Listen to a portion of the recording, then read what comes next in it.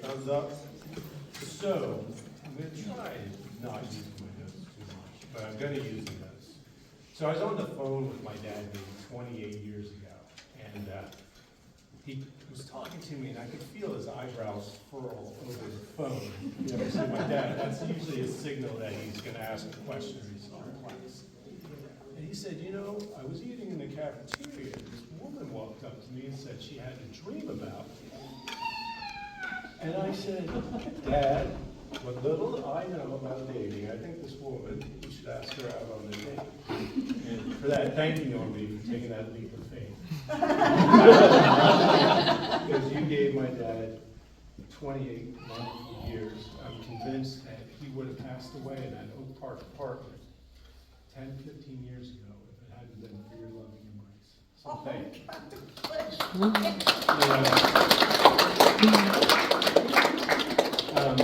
And I remember early on in their relationship, one of my siblings gave me a dire warning. They were like, look out, she's a hugger.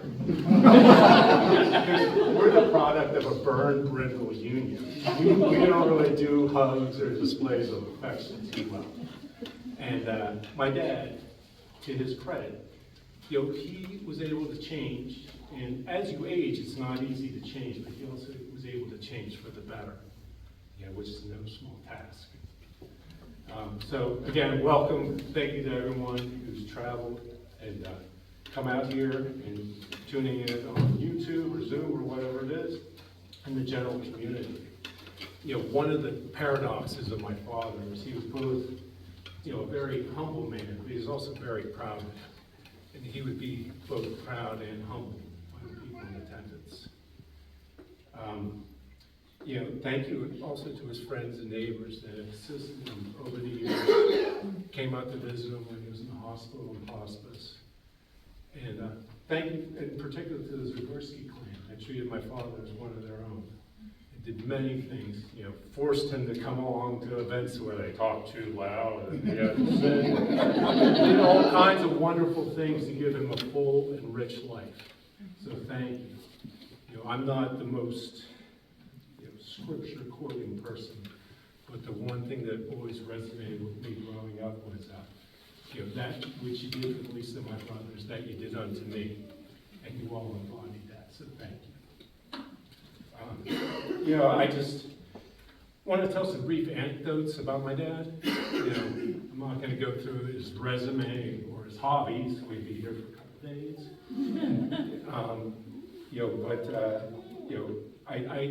There are things that I call kind of soul glimpses, where when someone tells you something about themselves, it gives you a glimpse inside their soul and tells you what they're really about.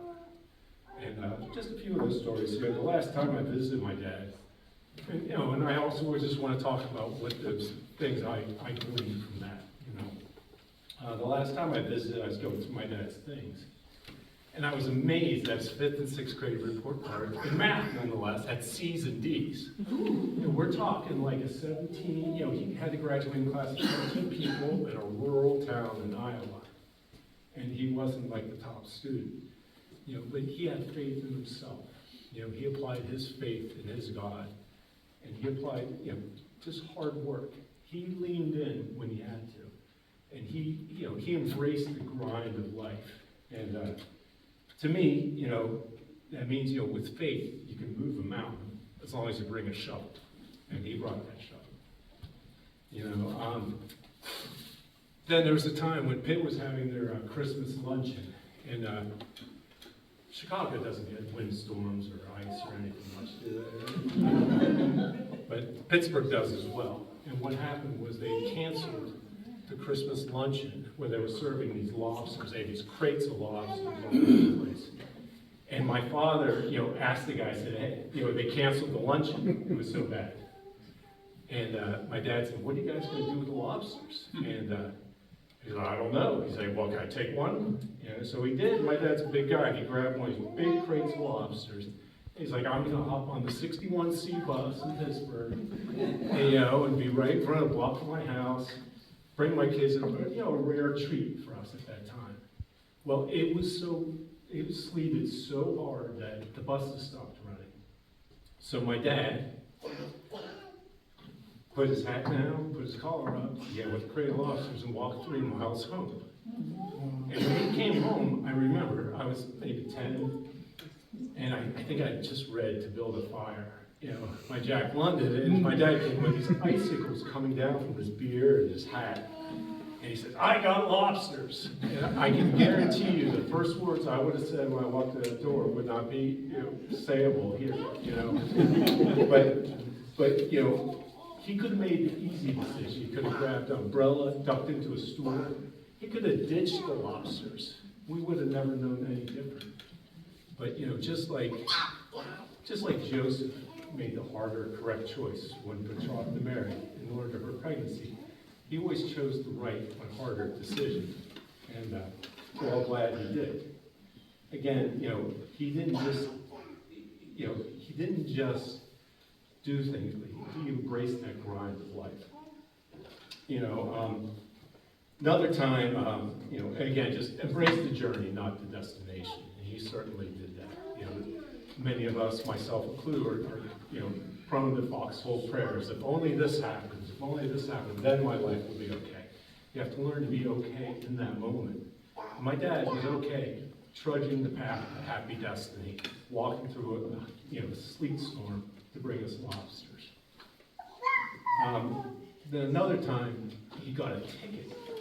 There was a speed trap near Route 78 in Jersey, and they got my dad one day doing 41 out of 25.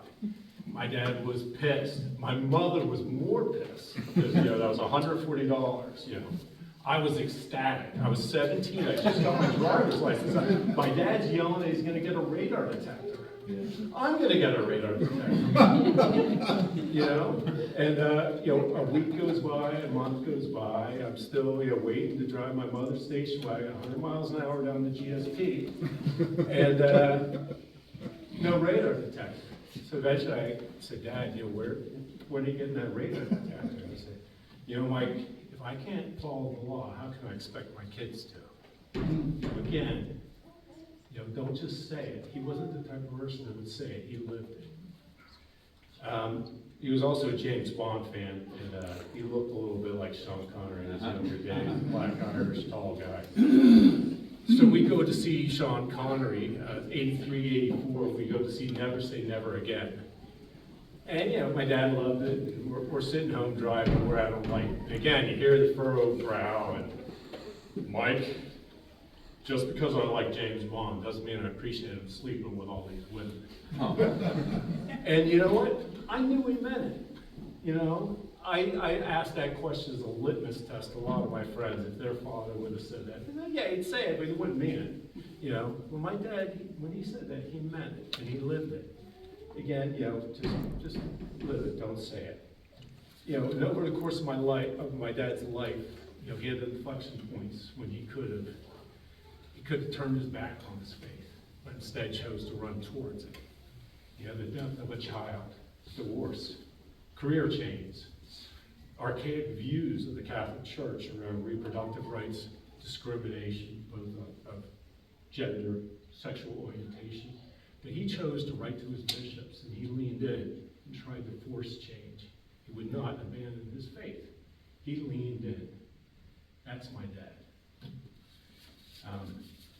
Lastly, before my daughter was born, got a little late start with the kids, and I had that, feeling of excitement and fear, just before my daughter was born. I called my dad. I admitted to him that most of the life lessons he had taught me over the years, were correct. And it took me a long time to understand that, and I'd resisted a lot of his views on working hard, and how I now use a lot of his phrases in life, the jobs I have done till the tools are put away, all those things. And he just accepted and said, that's just part of growing up. And he didn't take a victory lap, a vindication lap. When the student has learned the lesson, you celebrate the student. And again, he lived that. And lastly, when George and Norby were married 21 years ago, I was in rehab, didn't go. And it was just another time I let my parents down, and among the countless times to me. And my dad didn't see it that way, he was just happy that Mike was back. And he taught me, you know, if you change the way you look at things, the things you can look at change. And he allowed me, you know, to kind of trudge my own path, a happy destiny.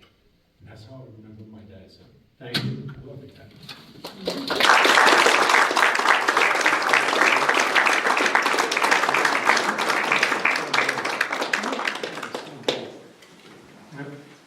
Is that my camera? Thank you everyone for coming here tonight to celebrate the life of George Byrne. For those of you who don't know me, I am Mark, one of his twin sons, the youngest of his children, or as we call it, the grand finale. I want to apologize for two things. This is my first time ever delivering a eulogy. And secondly, sorry this isn't being done at the church, because I had a joke about waving my hand over the basin of holy water and making it all evaporate. One of my biggest joys was making my dad laugh, even when it seemed like an unobtainable obstacle. So please do not take any attempts at humor in this eulogy as your weapon. I moved in with my newly divorced dad upon my college graduation, and I remember on the drive from Nebraska to Illinois, I told him, "You've accomplished a lot for someone from a really small town." And that comment surprised him because he never thought about it in those terms.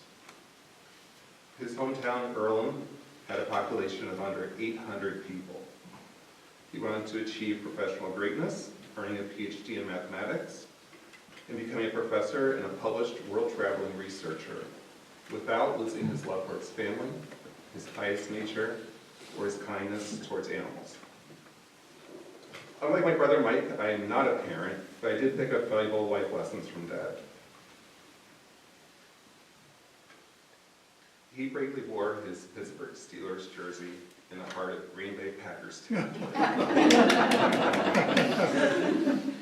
Even if your convictions are not hurting anyone, stay true to them in the face of adversity. Even if you're undersized at 6'4" and 240 pounds. And yes, the Packers also have male fans.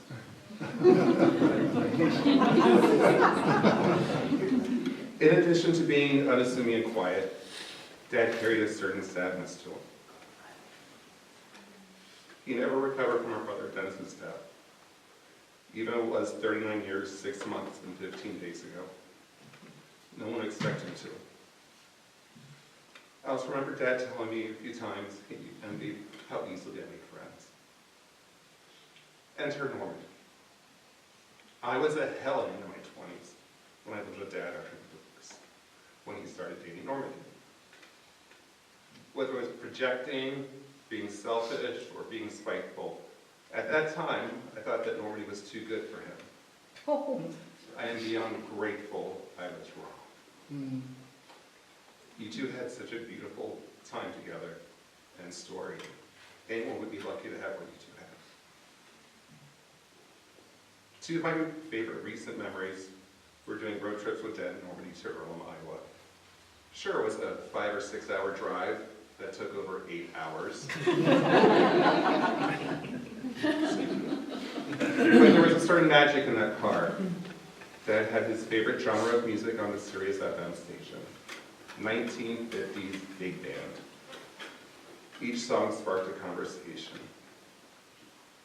Dad, being able to see the dash, would interrupt Normandy's singing to tell her the title of the song, who was performing the track, and who else did notable versions. For every song. What for every song? It's what you do, you know? And I never got tired of it. After the second trip, I told Dad how much I enjoyed it and offered to drive them anywhere they wanted to go, even if it was just a short trip. Dad said there isn't anywhere else he wants to visit. It was then, in 2019, I knew our time together was limited. Normally likes to tell the story of Mr. Possum, who snuck into their garage on Church Street. Dad dutifully kept his loyal canine Mia out of the garage while using a shovel to move Mr. Possum under a tree in the yard. As a first-class worrywart, Dad made sure Mr. Possum eventually stopped playing dead, then scurried off to safety. Dad and his Australian Shepherd Mia were seen together over much of Lions. When Mia went to the Elysian fields in the sky, I remember Dad saying, "We walked thousands of miles together." An author once said, "You can usually tell a man is good if he has a dog who loves him." Another happy memory was Dad's 90th birthday party last year. His brother Terry, all 7 kids, and several grandchildren were there. However, the joyous occasion was almost cut short when George and Normandy drove over a pedestrian bridge from Riverside Park. Don't worry, Normandy, our secret is safe. I will not tell them who was driving. Okay, thank you. My golden rule, I don't mention names. It was a long drop, and it could have all ended there. At least we had the church already rented. Thank goodness for solid engineering. Normandy gave me her cell phone earlier today.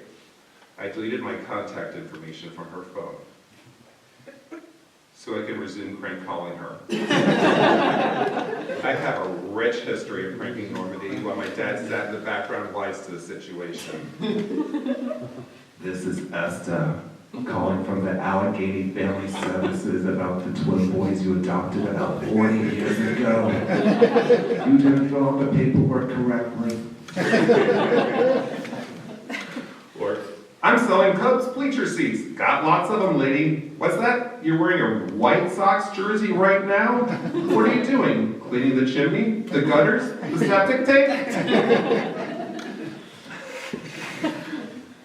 This one got me a call back. It was on their answering machine. I'm calling from the fertility clinic with your test results. I was told to call this number. Don't laugh, I still have all my equipment. So do the White Sox. Well, Normandy, it's officially November. You know what that means. I'm calling from the Butterball Turkey Coach Lab. Is this Mrs. Brine? We were told you're so good at prepping a turkey that they call you Mrs. Brine. So what do you say? Can you cover a few shifts this Thanksgiving? Each of my prank calls ended with Normandy yelling, "George!" Then Dad would pick up, calmly saying, "Hi, Mark." My dad has his share of stories too. Well, in their 80s, Dad and his beautiful wife would go out to dinner. Well, in their 80s. And I remember twice Dad saying a younger couple secretly picked up their tab. We could only speculate at the reason. It could be my folks reminded them of their late parents, or gave the youngins hope to the future, or as I suggested, maybe they were swingers.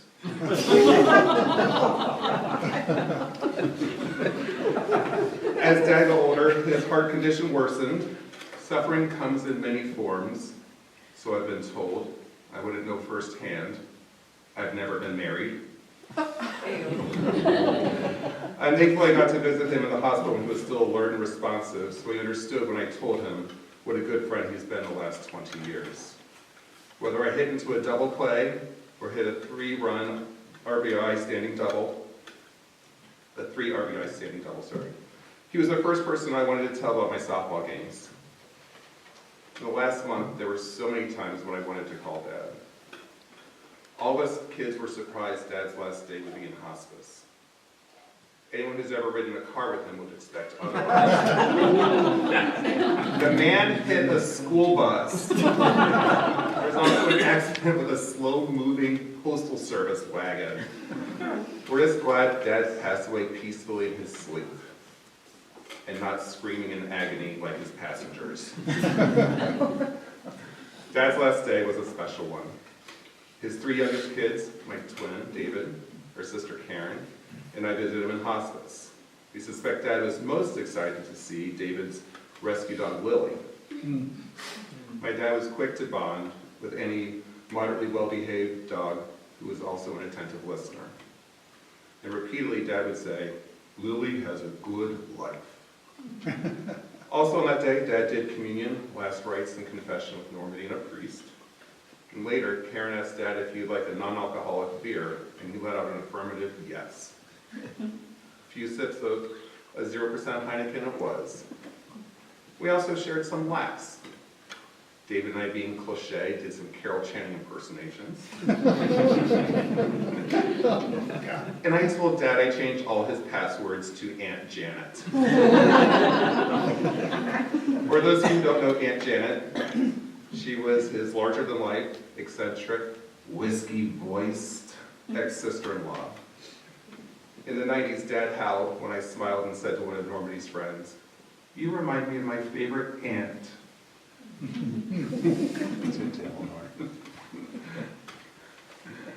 Also on that last day, Dad got to video chat with his 4 other children and some grandchildren. But most importantly, he got to share one last "I love you" with his beautiful wife, as well as his 7 children. For those of you who didn't know, Normandy's first husband also received care at the same hospice facility as our dad. And yes, I did tell the staff at Archwood East to save a room for your 3rd husband.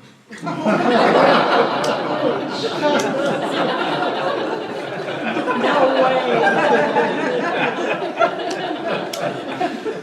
The next time you're at a diner, please order a glass of milk and a decaf coffee to toast the good man, and just remember how lucky we were to have him this long. Oh. Thank you.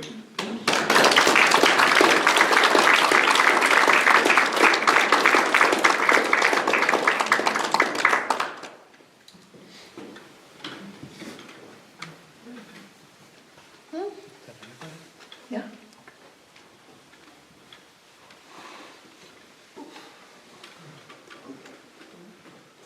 Ladies and gentlemen, that does conclude the eulogies this evening. If anybody would like to join the family for the Mass, it will be at St. Joseph's in Lyons tomorrow morning at 10:30 a.m. Thank you. Thank you. Give me your